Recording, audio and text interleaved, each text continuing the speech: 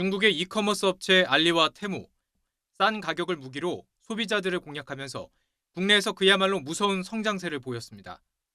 지난해 1월만 해도 우리나라 소비자가 사용하는 쇼핑앱은 1위에서 5위까지 모두 국내 업체였지만 1년 2개월 만에 국내 업체를 밀어내고 알리가 2위, 테무가 3위로 올라섰다가 최근 조금 주춤한 상태입니다.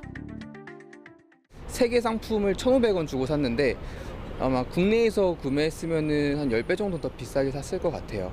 15,000원짜리 샀다가 이게 두 개가 너무 품질이 안 좋아가지고 2만 원짜리 샀는데도 똑같더라고요. 그래. 저도 직접 이 가방을 6,000원 주고 구매해서 받아봤습니다. 물론 저렴하긴 하지만 광고에 나온 상품과는 분명히 차이가 있었습니다. 제품 안전성 등의 문제로 이용자가 조금 줄긴 했지만 추세만 보면 성장 속도는 가파릅니다. 지난해 중국 이커머스 플랫폼을 통한 구매액은 3.3조 원으로 2022년보다 2배 넘게 오르며 미국을 제쳤습니다. C커머스는 더욱 공격적인 마케팅에 나서고 있습니다. 알리익스프레스는 빠른 국내 배송을 위해 1조 5천억 원을 투자해 물류센터를 만들기로 했고 한국 상품 판매 채널인 K베뉴 입점업체의 수수료 면제 정책도 9월까지 연장했습니다. 테무 역시 글로벌 시장에 2조 원이 넘는 금액을 쏟아붓고 있습니다. 유통가는 비상입니다.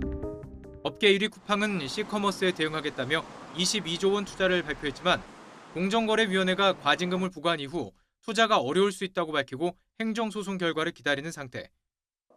신세계와 CJ는 이른바 사촌 동맹을 맺고 유통과 물류 전방위 협업에 나섰습니다.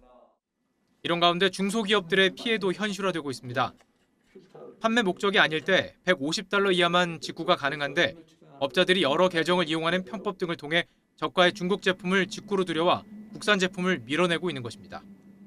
원래는 이제 B2B 쪽에서는 이제 그 직구가 안 되죠. 여러 사람 이름을 동원해서 구매를 해가지고 자기들이 쓸 만큼 하다 보니까 우리한테 주문을 끊고 중국산을 사용하는. 내가 51년째 지금 사업을 하고 있는데 작년에 50년 만에 연간 영업 손실을 기록했고요. 실제로 중소기업 10곳 중 8곳은 해외 직구로 인해 기업의 매출이 줄어들거나 영향을 미칠 것으로 예상된다고 답하기도 했습니다. 공정위가 알리에 대해 통신 판매자 신고 의무 위반 의혹을 조사하며 본격적인 제재 절차에 들어갔지만 늦었다는 지적이 나오는 이유입니다.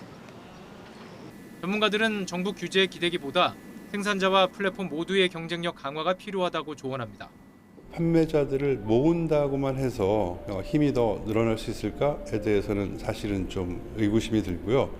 어떻게 본다면은 플랫폼이 상품을 모으는 것만 하는 것이 아니라 이 모은 상품들을 더 강한 경쟁력을 갖도록 여러 가지 형태의 기획과 장려금 같은 것들을 활용해야 되거든요.